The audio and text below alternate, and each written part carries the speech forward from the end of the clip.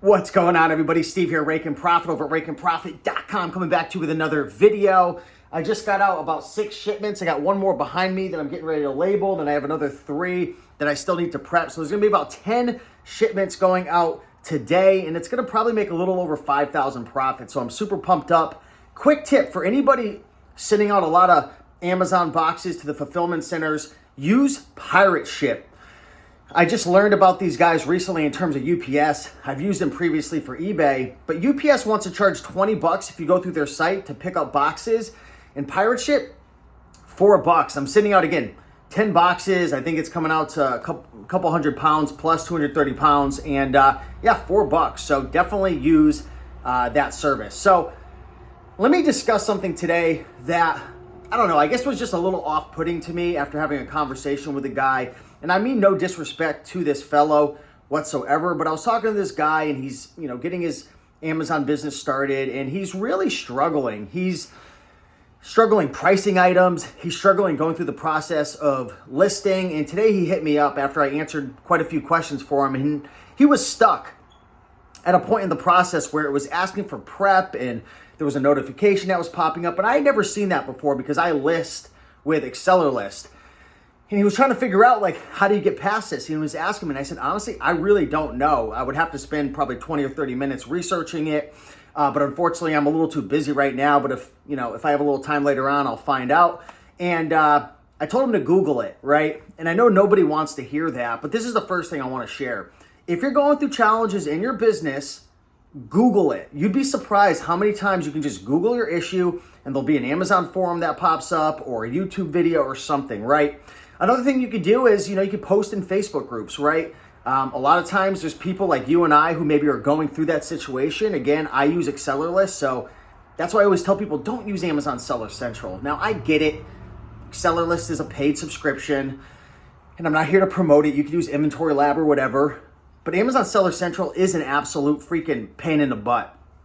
They ask 1,000,001 questions. When you use AccelerList or Inventory Lab, it's that much more streamlined. And again, when you start making some money, I'd recommend using that. But what I want to talk about really is the response that this nice gentleman sent to me. And it was a little bit off-putting to me because I have a feeling that this is how a lot of people think, okay? And again, I don't mean any disrespect, but he said, and don't quote me, it was along the lines of, this whole thing is turning into an absolute nightmare. I thought this was going to be, really good.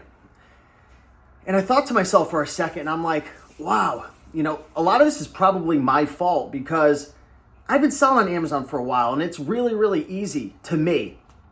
And maybe I'm slightly disconnected, probably more than slightly disconnected to the fact of how hard it is to really start this business. So I'm going to try to do a better job to share with people that this isn't easy. And I feel like I do that, but maybe I have to do it more because a lot of people think this is going to be easy. It's just going to be profits coming in left and right. And there's a lot of things that pertain to selling on Amazon, flipping on eBay, Facebook Marketplace, but especially Amazon. There's a lot of little nuances and little things that are tough, pricing items, learning about the market, how prices can change, learning how to ship, learning how to list, learning how to label. There's a lot of different things. And, what I told to this guy, what I said to him, I said, listen, you're going to have to be patient and you're going to have to overcome little challenges, right? I'm paraphrasing, but I said essentially, when something comes up, you're going to have to Google it. You're going to have to post a question.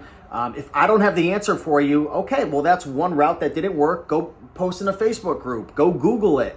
Experiment with different things, right? Starting this business isn't easy, and you're going to hit a lot of freaking snags and challenges. And it's not, especially, I'll say this right now, selling on Amazon, I think, is 100 times easier than Amazon.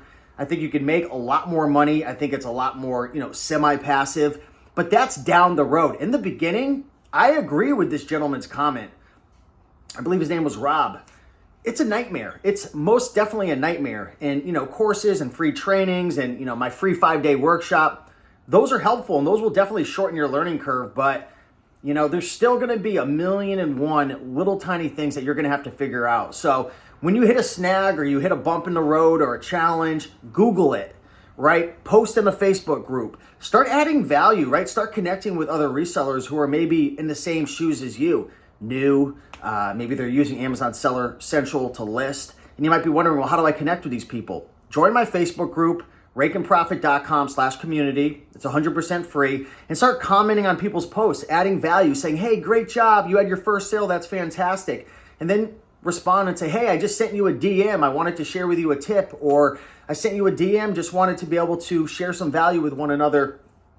Build that relationship over time. And slowly but surely, you have 5, 6, 7, 8 people who you can literally reach out to or on the same level as you, because not everybody uses Amazon Seller Central. I'm using AccelerList. And this is something I've been thinking about recently. I need to find somebody who still lists on Amazon Seller Central and maybe bring them to my house, fly them out, or do something and go through the process together. Or maybe I need to sit down and get myself to list on Amazon to make a video to figure out all these different things. But man, I'll tell you, I don't want to. I hate listing on Amazon. That's why I like using third-party platforms, because Amazon wants to ask you 6 million questions. They want to ask me if my books have batteries in it. No, Amazon, my books don't have batteries and they're not going to explode. Stop asking me 16,000 questions. Can you please spend the trillions of dollars you're making on upgrading your software and your listing program? Like, Amazon, what are you doing? But they don't care, right? They're in the business of selling items. They throw a couple little crummy tools at us and get us to fend for ourselves. So that's what you have to do. You have to fend for yourself. You have to figure things out. You have to get through the bumps and the challenges and the tough times. And I want to be 100% crystal clear. Selling on Amazon can be fantastic. My mom, she's 68. She does $3,000 to $5,000 a month. But I can promise you, when she first started, it wasn't easy. It was a nightmare trying to price things and list things and ship things and deal with feedback and customer service and what the heck is an IPI score and what's an IP claim and inventory health and what's an F&SKU label and UPS or USPS or FedEx. Who do I ship through? What do I do? There's a return. What happens with the return? It's definitely not easy, but keep in mind, you're building a skill that can make you money for a long, long time, as long as Amazon's going to be around. And if I was to be a bold predictor, I would predict Amazon's going to be around for many, many years, considering that they are the leader in e-commerce, that more and more people every year are shopping online, that they're light years ahead of any other company. It's not even close when it comes to e-commerce and buying online. It's not even discussed their brand. People trust Amazon. They've got the 1 to 2 day shipping. They've got the Prime program, and they've also got their hands in a lot of other businesses. So they're going to be around for a while. So let me say this, while it is a pain in the butt and I understand that it could be a nightmare, think of it in terms of you're building skills that are going to make you money long term. You might not be making money now, but we all want to make sure that every single day we're doing things that don't necessarily make us money now, but we're making potential money because we're building skills, we're learning new things.